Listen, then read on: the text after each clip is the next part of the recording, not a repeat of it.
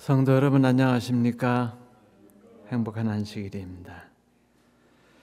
지난 금요일 날 우리는 고난을 통해서 우리가 소망을 얻게 된다. 다시 말하면 변화되어지는 우리를 통해서 미래에 대한 꿈을 갖게 된다.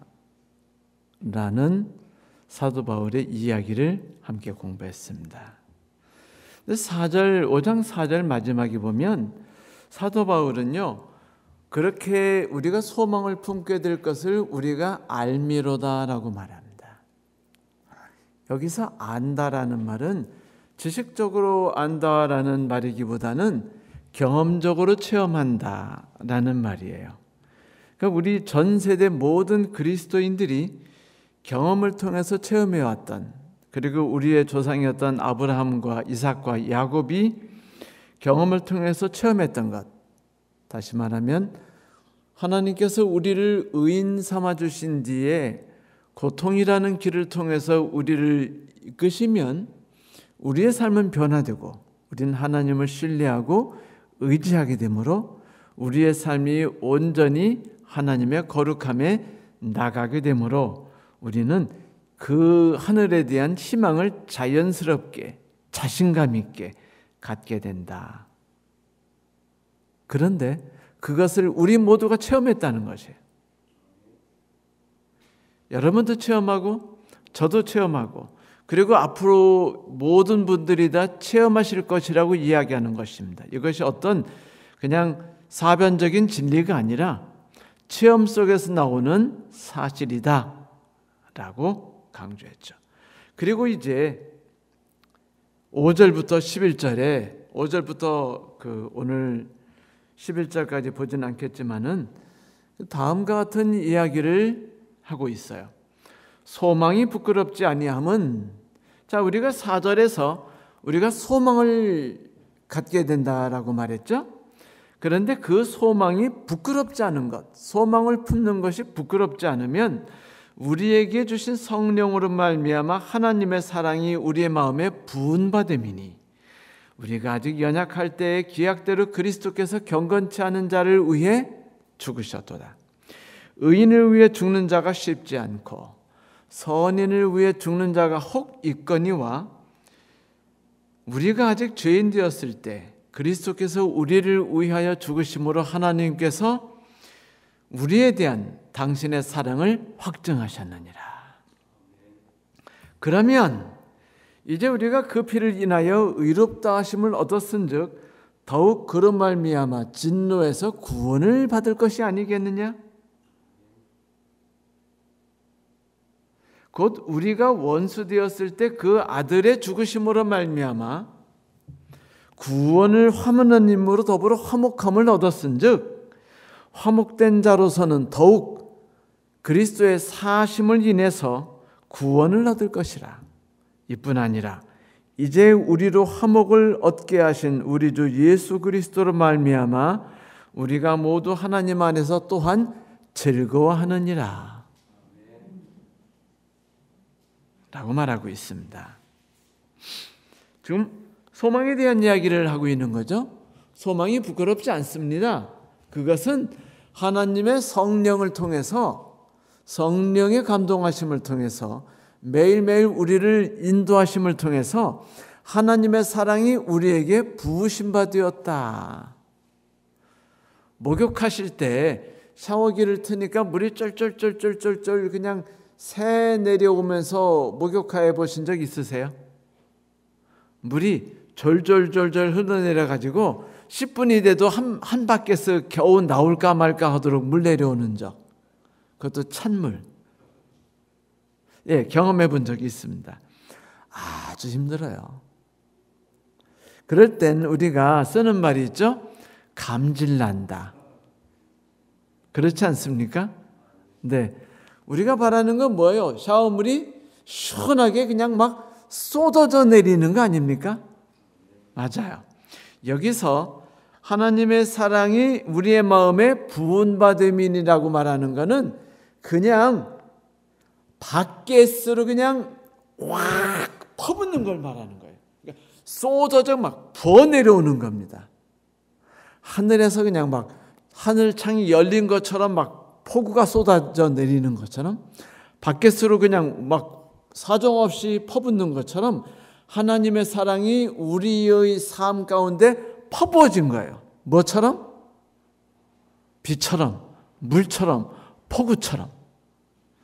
그래서 우리가 거기에 완전히 젖어버려서 떠내려갈 수밖에 없도록 퍼부어지는 겁니다.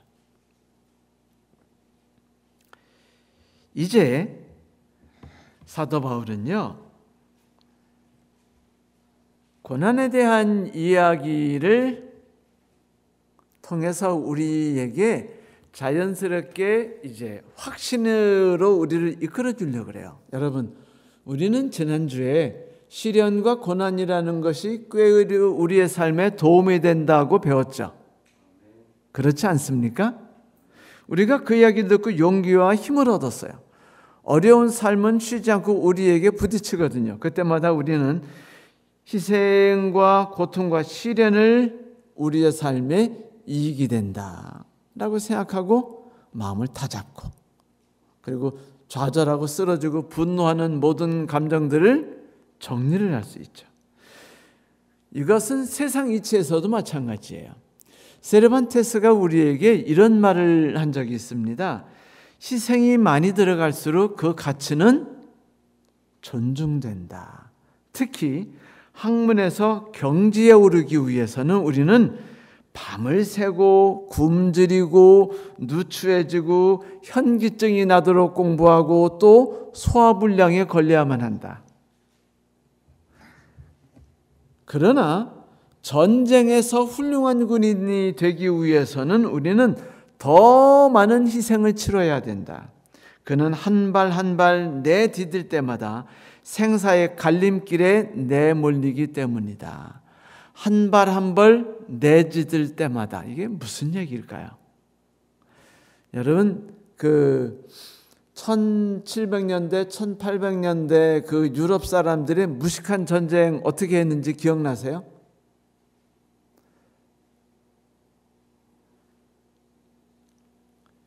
양쪽 군인이 들판에서 쫙 병력을 세워요. 그렇죠?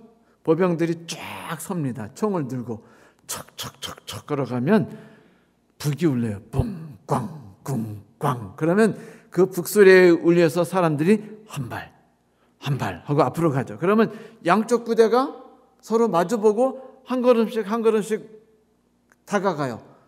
언제까지 다가가죠? 서로 총을 쏠 수 있는 거리까지 다가갑니다. 무섭겠어요? 안 무섭겠어요? 한 걸음 갈 때마다 점점 적군이 내게 총을 쏠 수 있는 거리가 가까워지는 거예요. 그때 한 걸음 한 걸음이 용기와 두려움을 극복하는 것이 필요하겠죠? 그래서 북이 필요한 겁니다. 나팔이 필요해요. 북과 나팔을 통해서 두려움을 없애고 용기를 북돋아주죠. 그래서 우리는 희생과 생사의 갈림길 속에서 한 걸음 한 걸음 내딛는 거예요. 이게 쉬운 일이 아닙니다. 승리한다는 게, 이긴다는 것이, 더 나은 삶으로 나아간다는 것이 이런 무서움과 고통을 극복하는 삶과 그것을 경험하는 삶을 통과해야 된다는 것이죠. 그러면 이제 적당한 거리 서면 어떻게 해요? 서로 멈춰서요. 그러면 한쪽이 무릎을 딱 꿇고 총을, 기다란 장총을 꺼내서 총을 빵빵빵빵빵빵 하고 적군에게 쏘면 저쪽에 있는 서 있는 사람들이 쫙 서 있다가 총 맞고 팍팍팍팍 쓰러져요.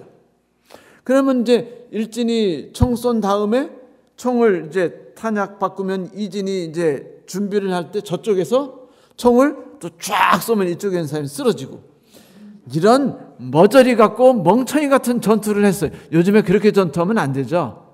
요즘엔 전투는요 무조건 참호에서 해요. 참으로 다 숨어가지고 그냥 고개 숙이고 뭐 사정 없이 쏘죠. 근데 옛날에는 이렇게 싸웠어요. 그러니까 세르반테스가 이제 그런 생각을 하는 겁니다. 그러니까 얼마나 큰 희생 속에서 커다란 가치라는 것이 만들어지는가? 여러분, 세상 사람도요, 고통을 겪는 것이 생사의 갈림길이 한 걸음 한 걸음을 걷는 것처럼 그렇게 고통을 마주대하고 살아가는 삶이 매우 유익하다. 큰 가치를 얻어낼 수 있다. 더 큰 어려움을 겪을수록, 더 무섭고 심한 고통 속에 다가갈수록 우리의 삶은 더욱더 더 나은 삶으로, 더 높은 삶으로 진행해 나간다라고 말하고 있다는 거예요. 하물며 하나님 안에서 우리 그리스도인들이 고통과 시련을 겪지 못하고 분해하고 좌절해하고 눈물을 흘리며 고통스러워한다는 건 참 안 될 일이죠. 그러나 안 될 일이라고 하는 것을 우리가 알고 있고, 또 하나님의 사랑 속에서 고통과 시련이 우리를 하나님의 영광 가운데 이끈다는 걸 알고 있으면서도 실제로 어려운 일이 우리에게 덮치고 너무 섭섭하고 억울한 일에 우리가 빠지게 되면 어떻게 되나요? 잠이 오나요? 분노가 치밀고 이 일을 어떻게 해결해야 될지 모르기 때문에 막 고통스러워하고 번민에 빠지죠. 머리가 빠지기 시작하고 힘들어요. 그러면 같이 동참해서 손을 잡고 격려하지 못하는 남편이 밉고, 그 다음에 동조하지 못하는 교인들이 밉고 한 거예요. 이게 우리의 자연스러운 심리다. 그리고 이럴 때는요, 하나님이 우리를 사랑하시는지 안 사랑하시는지 그런 건 다 뒷전으로 돌아가요.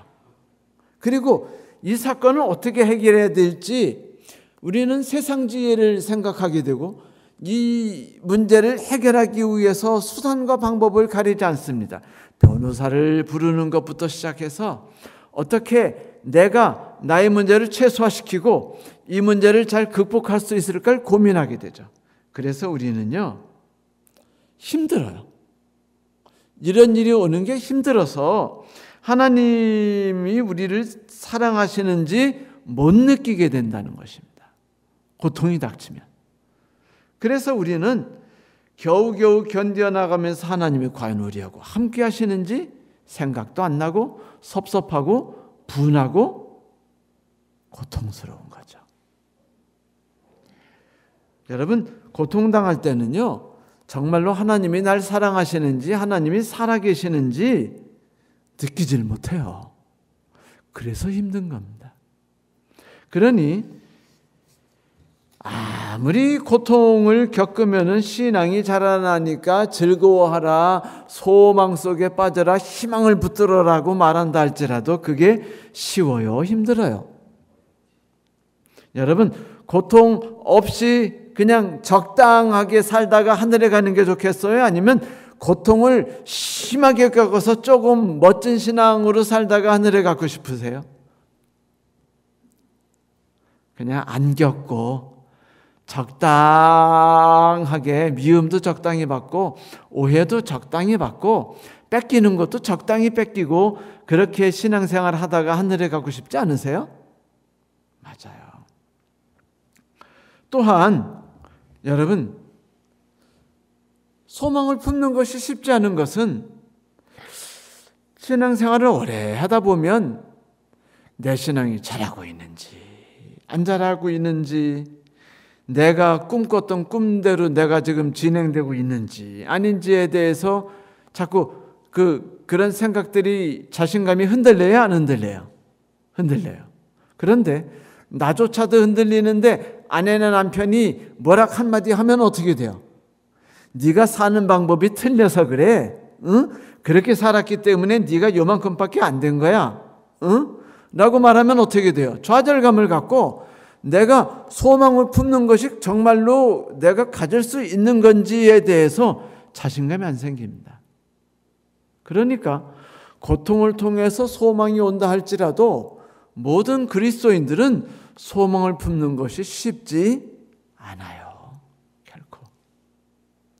고난이 좋다고 이해는 하지만 막상 다쳐와서 즐거워하는 그리스도인을 본 적이 없습니다. 사실 그 고통 때는 다 힘들어해요. 어느 정도 지나야 조금 추스려서 극복하기도 하고 하죠. 그래서 사도 바울은 여기에 대한 이야기를 좀 더 구체적으로 하려고 하는 거예요. 우리의 소망이 부끄럽지 않아? 부끄러워? 부끄럽지 않아? 자, 이제 우리의 소망, 구원에 대한 우리의 소망이 부끄럽지 않은 이유에 대해서 내가 그대들에게 설명해 주고 싶어요 라고 말합니다. 그리고는요, 뭐에 대해서 이야기하냐면 하나님의 사랑에 대해서 이야기합니다. 하나님의 사랑이 포부마되었다. 여러분, 하나님의 사랑이 우리의 삶 가운데 막 퍼부어져 가지고 다른 것이 어떤 것이 두루두라도 그 모든 걸 극복할 수 있다면 고통이 어느 정도 몰려오더라도 큰 문제가 되지 않겠죠. 이제 그 이야기를 사도 바울은요 3번을 다른 이야기로 반복해서 이야기하기 시작합니다. 몇 번을요? 3번을. 소망이 부끄럽지 않다. 꿈을 꿔도 좋다. 밀고 나가라. 고통이 힘들지 모르지만 우리를 부서뜨리지 않는다. 오히려 이 과정 속에서 하나님의 사랑이 우리에게 끝없이 밀려오는 것을 우리는 경험하게 될 것이다. 성령이 우리와 함께 할 것이다 라고 말한 뒤에 그 보증에 대해서 이야기를 시작하죠. 그것은 바로 그리스도께서 우리를 위해 십자가에 달려 돌아가셨다는 이야기인 것이에요. 처음엔 이렇게 말합니다. 우리가 아직 연약할 때, 두 번째는요, 우리가 죄인 되었을 때, 세 번째는요, 우리가 하나님과 원수 되었을 때라고 말합니다. 뭐라고요? 우리가 아직 연약할 때, 6절이죠. 우리가 하나님을 알지 못했어요. 우리에게 소망이 없었습니다. 어디서 진정한 도움을 받아야 될지 우리가 갈피를 잡지 못했어요. 소망이 없었고 도움을 받을 수 없었죠. 그래서 우리는 연약한 상태에 있었습니다. 우리 힘으로 도저히 하나님께 나아갈 수 없었고 또한 우리 자신도 이 세상에서 꿈을 가지고 살아갈 수 없었어요. 우리는 연약했습니다. 쉽게 부스러지는 사람들이었어요. 그래서 우리가 어려운 일 가운데 쉽게 신음하고 쉽게 쓰러지고 있었습니다. 그런데 우리가 아직 연약할 때 기약대로, 그런데 여러분 여기서 기약대로란 말이요, 영어로 뭔지 아세요? At just the right time. 무슨 소리냐면 딱 맞춰서 바로 그때.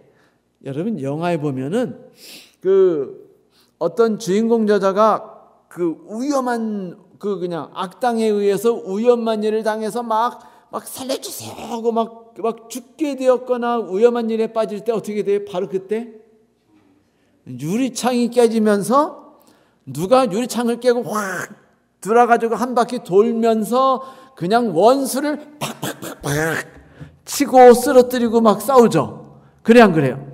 그러면서 사랑하는 애인을 옆으로 딱 보호해주고, 이것을 우리가 뭐라 그래요? At just the right time이라고 말하는 겁니다. 기약대로 바로 그때 우리가 연약한 상태에서 어찌할 바 모를 때, 앞길이 어떻게 돌아가는지도 모르고 무엇을 해야 되는지도 모르고 소망을 가질 수도 없고 이 세상에서 꿈도 꿀 수 없고 분노만 가득할 때 우리를 향하신 하나님의 동정심이 얼마나 뜨겁게 달궈졌는지, 그래서 그분이 십자가에서 어떻게 우리를 위해 과감히 죽을 수 있는지를 이야기해요. 우리가 아직 연약할 때 그리스도께서 경건치 않은 자를 위해 죽으셨어요. 그래요. 우리는 경건치 않은 자죠. 경건치 않은 자가 뭐죠? 아직 하나님의 뜻을 잘 받아들여 하지 않고 하나님에 대한 필요성도 인식하지 않은 채 어려움에 닥치면 하나님의 지혜와 하나님이 이끄시는 삶에 무릎을 꿇고 엎드리기 전에 먼저 서둘러서 아이고 어떻게 하지 하고 여기저기 전화를 하고 그 다음에 뭔가 하려고 막 애쓰고 뭔가를 찾고 어떤 게 먼저 되든가요? 어려운 일이 닥치면 급히 병원에 간다든지 급히 누구에게 전화를 한다든지 급히 막 통장부터 막 살펴본다든지 그러나 그렇게 경건하지 않아 하나님이 없이 문제를 해결하려고 하고 하나님 없이 이 세상을 살아가는 바로 그 사람들을 위해서 그리스도께서 돌아가셨다는 겁니다. 어떤 가치가 있는 사람들이 아니고 뭐 하나님께 좀 나아갈까라는 생각을 가진 사람도 아니고 항상 절대적으로 뭔가 도움이 필요할 때 자기 힘으로 혹은 세상의 지혜와 세상의 힘을 의지해서 살아가려고 그러지 하나님을 의지해서 무릎을 꿇고 엎드리려 하지 않는데 그 사람들을 위해서 바로 그때 가장 연약한 상태에 있을 때 하나님께서 그들을 향해 뛰어들어가셔서 십자가에 달려 돌아가셨다 라고 말한 것입니다. 그리고는 이렇게 말해요. 두 번째로 의인을 위해서 죽을 자가 거의 없고 착한 사람을 위해서는 혹 죽을 사람이 있을지 모르는데 그리스도께서 죄인을 위해서 죽으심으로 하나님의 우리에 대한 사랑을 확증하셨도다. 사람이 누군가를 위해서 죽는다는 게 쉬워요, 힘들어요? 죽음을 양보하는 것, 삶을 양보하는 것도 쉽지 않죠. 아주 옛날에 영화 타이타닉이 있었죠. 기억나시죠? 타이타닉에 보면 이제 사람들이 행복하게 가다가 빙산에 배가 부딪히고 그 다음에 쾅 부딪히고 배가 흔들리고 사람들이 막 쓰러지고 비명이 나온 다음에 배가 기울어지면서 가라앉기 시작해요. 그러자 막 아우성이 되고 막 서로 살려고 할 때 소수의 사람들이 어린아이들과 여성들을 위해서 어떻게 해요? 구명보트를 양보해요. 그리고 자기의 구명재킷을 벗어가지고 그들에게 입혀줍니다. 그리고 악단은 그곳에서 어떻게 해요? 아무도 뛰어들어가서 자기라도 살려고 하지 않고 악단은 거기서 장엄하고 고상하게 우아하게 서서 연주를 하죠. 음악을 연주해요. 모든 사람에게 위로와 용기와 희망을 주면서 연주합니다. 다들 패닉에 빠지지 않게 희망을 잃은 사람들에게 희망을 줄 수 있도록 하기 위해서 연주를 하죠. 이렇게 희망을 잃은 사람들을 위해서 누군가 자신들을 희생해서 살아가는 그 모습을 볼 때 얼마나 그 모습이 감동적이었죠? 참 멋졌어요. 이렇게 누군가를 대신해서 주는 것이 쉽지는 않지만 위대하긴 합니다. 그런데 내가 내 귀한 생명을 희생할 대상이 그렇게 여인을 위해서 혹은 어린애를 위해서라는 폼 따고나고 우아하고 뭐 멋진 이런 뜻을 가지고 하는 것이 아니라 악인이라면 어때요? 나를 괴롭힌 놈이면 어떡하죠? 나에게 해를 끼치고 나에게 그 모함을 하고 그 다음에 내가 도와줄 때는 도움을 꼴딱꼴딱 받아먹다가 내가 어려움에 빠질 때는 모르는 척한다든지 뭐 이런 사람들이 죽음에 빠졌을 때 내가 대신해서 주는 것은 어때요? 김정년 집사님, 쉬울까요? 힘들까요? 그건 쉽지 않죠. 맞아요. 그러니까 죽을 가치가 있는 사람을 위해서 멋지게 죽는 것, 미래가 많이 남은 어린아이들을 위해 죽는 것, 연약한 여성을 위해 죽는 것은 고상하고 품위 있고 멋있는 일이지만 죄인을 위해 죽는 건 쉽지 않아요. 그래서 사도 바울이 말하는 겁니다. 누구를 위해? 의인을 위해 죽는 것도 쉽지 않다. 혹시 선한 사람을 위해서라면 조금 있을 수 있어. 사람이요, 법대로 사는 똑바른 사람을 위해서 죽을 수 있을까요? 아니면 나를 위해서 울어주고 내 손을 잡아준 사람을 위해서 죽어주기가 쉬울까요? 네? 그래도 내 손 잡아주고 기양 죽으려면 두 사람 중에 누구를 위해 죽을래라고 말하면 어차피 죽는데, 그 착하고 반듯하고 이런 사람 11금 잘 내고 이런 사람을 위해 죽고 싶습니까? 아니면 나를 위해 울어주고 몰래 나에게 뭘 갖다 주면서 이렇게 손도 잡아주고 하는 사람, 그리고 나를 위해 기도해 주는 사람을 위해 죽고 싶어요? 당연히 후자죠. 그렇죠? 그러나 둘 다 쉬워요? 힘들어요? 힘듭니다. 그런데 사도 바울이 뭐래요?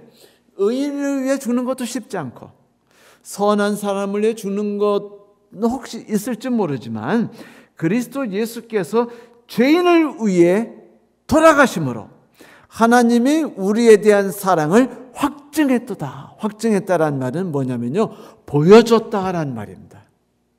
하나님의 사랑이 어떤데 나에게 보여줘 라고 말할 때 그리스도께서 at the right time, 바로 그때 딱 맞춰서 가장 연약한 사람이 희망이 없는 상황에 빠졌을 때 그들을 위해 당신의 생명을 바침으로 절망의 길에서 구원의 길, 어둠의 길에서 생명의 길, 빛의 길로 건져냈다.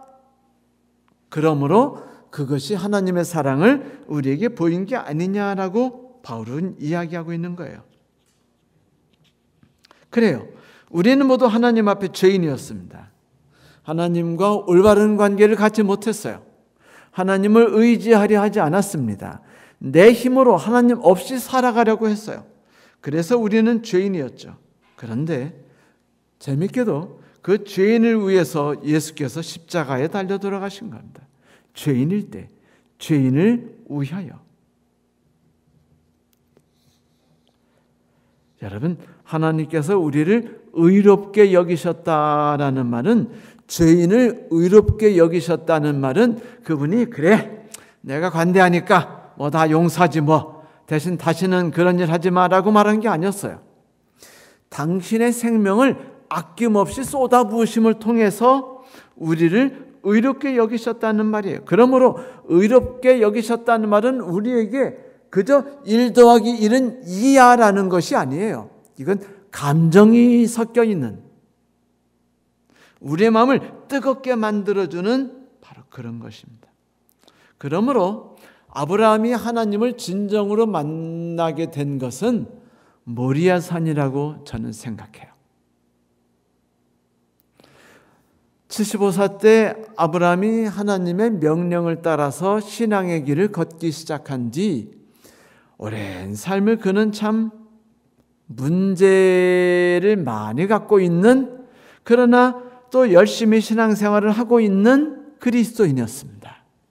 그런데 실수도 많이 하고 쓰러지기도 많이 하고 또 어떨 때는 하나님을 꽉 붙잡기도 하고 하나님이 나를 붙잡고 계시는 것을 경험하기도 하면서 그가 허우적거리며 인생을 산 날이 어느덧 120세일지 30세일지 40세일지 모르지만 그쯤 되었던 어느 날 하나님께서 아브라함에게 말씀하십니다. 아브라함아,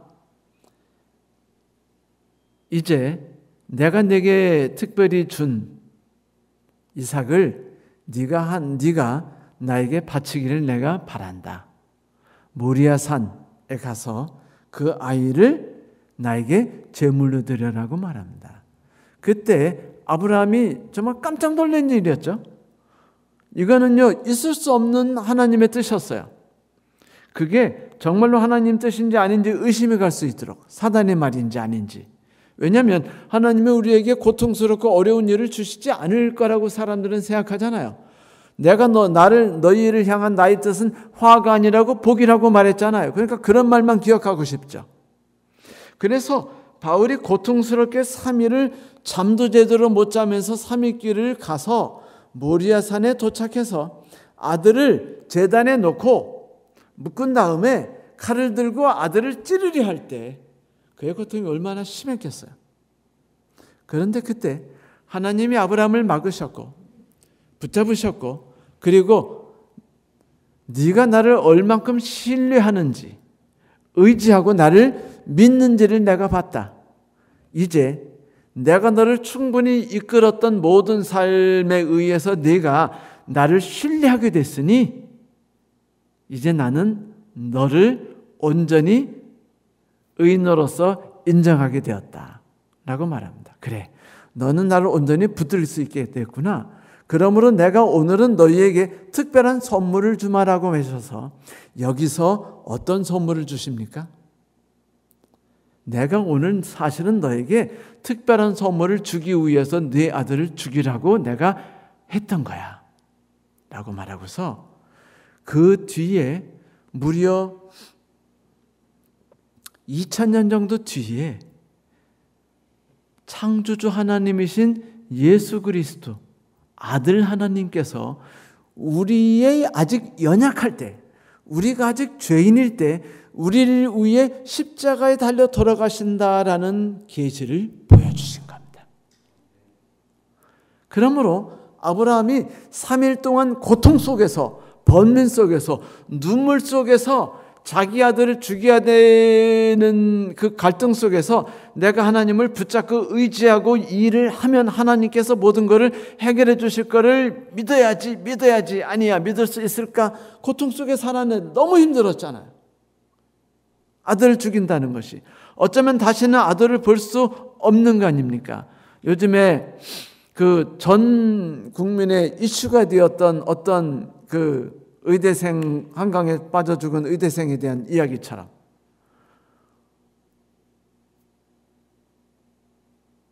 그 고통이 얼마나 큰 것인지 아브라함은 알아요. 그런데 아브라함이 자기 아들을 죽이지도 않았고 하나님이 아들을 죽이는 것을 막으셨고 그 다음에 뭐를 준비하셨어요?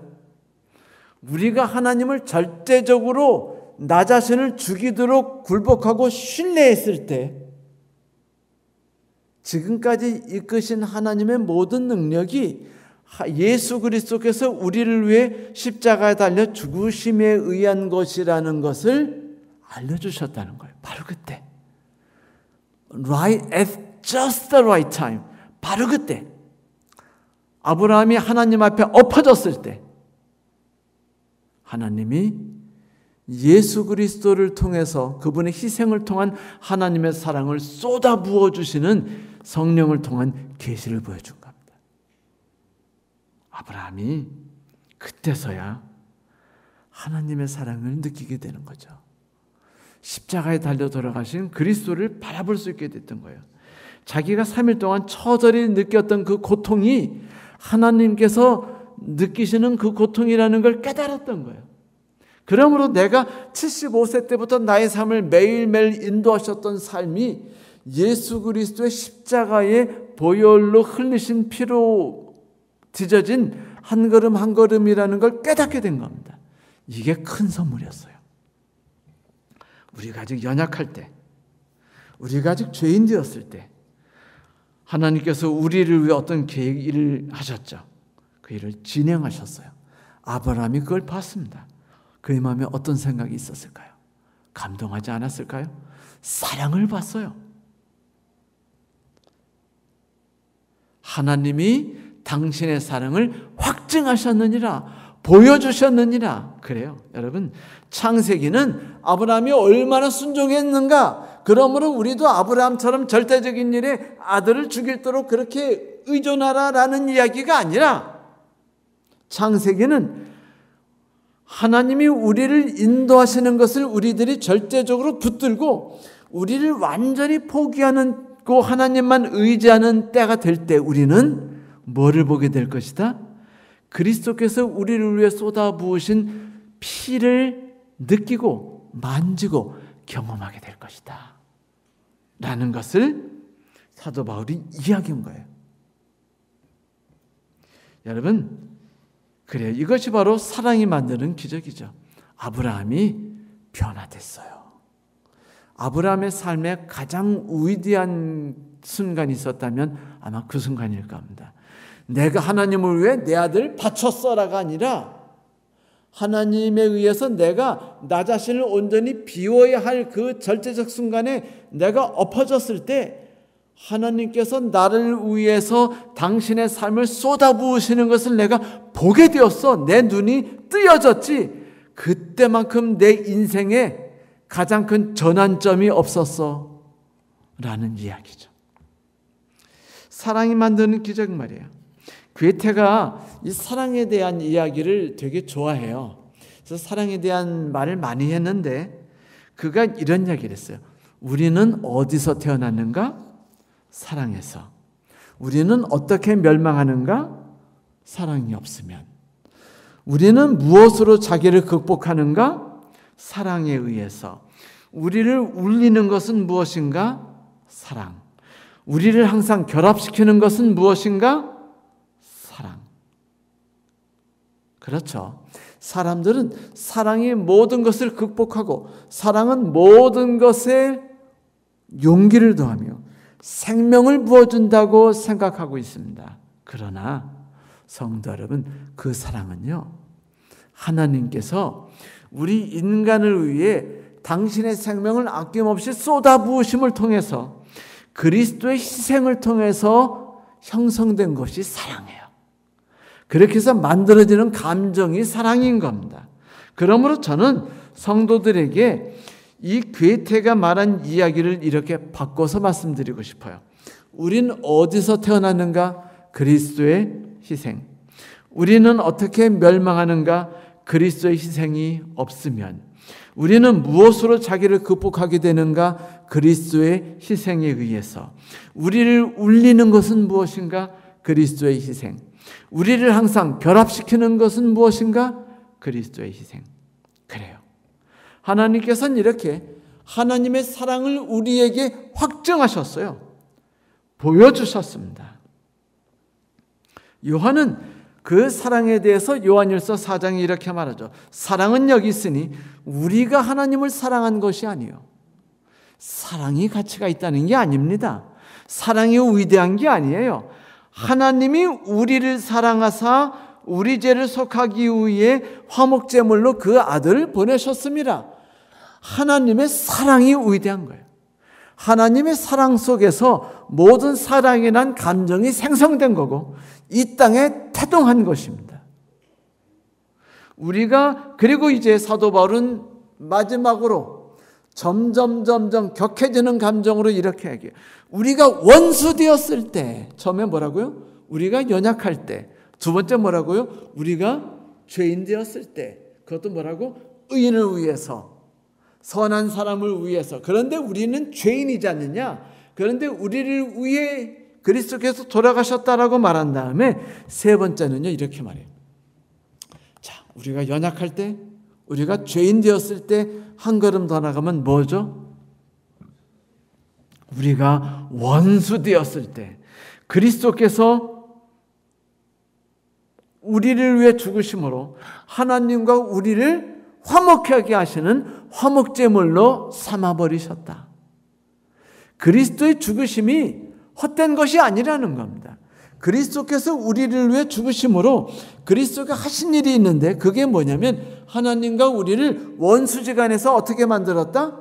화목한 지간으로 만들었다. 사도 바울은 그의 편지에서 이렇게 말했죠. 사랑이 여기 있으니 우리가 하나님을 사랑한 것이 아니라 하나님이 먼저 우리를 사랑하셨다. 그래서 자기 아들을 화목제물로 삼아 이 세상에 보내주셨다. 그리스도를 이 땅에 보내신 이유가 뭐예요? 천국에 대해 가르쳐주기 위해서? 네, 맞습니다. 하지만 더 중요한 것은요, 가장 근본적인 것은 화목제물이 되기 위해서예요. 원수가 된 우리, 죄인이 된 우리, 연약해졌던 우리를 위해서 화목제물로 십자가에 달려 들어가신 예수 말입니다. 화목제물 아시죠? 인간의 사이가 고통스러운 관계가 됐을 때, 부부가 이젠 더 이상 가까워지지 못해서 이혼하게 됐을 때, 며칠 전에 아주 충격적인 뉴스가 나왔죠? 남들이 이혼할 때는 뉴스가 안 되는데 빌 게이츠가 이혼한다니까 난리가 났어요. 그렇죠? 마음이 아프게 27년을 결혼 생활하고 이혼하게 됐답니다. 이렇게 누군가의 죽음, 누군가의 이혼이 대개는 묻혀 넘어가는데 특별하게 이슈가 될 때가 있어요. 근데 빌 게이츠의 이혼이 사실 그들은 편안한 마음으로 이혼한다고 말하지만 그들이 매일매일 아침에 일어날 때 상대방 얼굴 보고 밤에 잘 때 상대방 얼굴 보는 게 쉬웠을까요? 힘들었을까요? 힘들었겠죠. 그러니까 이혼하겠죠. 그런데 그렇게 이혼해서 너무 힘들어요. 너무 고통스러워요. 견딜 수 없어요. 내가 누군가를 미워하는 것도 싫고 증오하는 것도 싫고 얼굴 보면서 좌절하고 절망하는 것도 싫고 저놈은 낯짝도 싫어요. 그때 이 모든 걸 해결하는 방법이 뭐예요? 화목제물을 드리는 겁니다. 그래서 화목제물을 갖다 바쳐요. 제사장에게. 그런데 화목제물은 반드시 며칠 만에 다 먹어야 되죠? 3일 만에 다 먹어야 됐어요. 왜? 그리스도의 십자가 희생이 이 세상 그 무엇보다도 무겁기 때문에, 또 하나는 그리스도께서 3일 만에 이 땅에서 부활하셨기 때문에 영광 중에, 이 세상은 그리스도께서 우리를 위해 대신 심판받는 것으로 끝나는 세상이 아니에요. 모든 사람이 잘못을 저질렀으니 값에 따라 심판을 받는 건 이 세상의 법입니다. 잘못 저질렀으면 1년형, 조금 더 덜 저지르면 벌금형, 더 무서우면 10년형, 더 무서우면 사형. 이렇게 잘못에 따른 책임만 지는 것이 이 세상의 법이라면 하나님의 법은 그것을 넘어섭니다. 그래서 잘못을 저지른 사람이 고통을 당할 때는 그들이 고통에서 해방되고 벗어날 수 있도록 하기 위해 예수께서 우리를 위해 십자가에 달려 돌아가신다는 겁니다. 이제 사도 바울은 지금 이야기를 점점 3번을 반복하면서 점점 우리의 마음에 더욱 크게 쿵 하고 지금 와닿도록 이야기하고 있어요. 여러분, 누가 말했죠? 마음에 담는 것이 강하고 무겁고 위대하며 열정적이라면 우리는 그 표현을 말로 하지 않고 시와 노래로 한다고요. 마치 라벨의 볼레로처럼 지금 바울은요, 작은 멜로디를 시작해가지고 하나님의 사랑에 대한 이야기를 합니다. 그러나 두 번째 이야기할 때는 좀 더 큰 음성과 좀 더 우리의 마음에 와닿도록 이야기하고 있어요. 그리고 마지막에 팀파니가 울리고 북이 울리면서 우리 심장이 터질 것처럼 바울은 하나님의 사랑을 우리에게 쿵쿵하고 울리도록 말해주고 있습니다. 3번 동안 반복한 것은 그것 때문이었어요.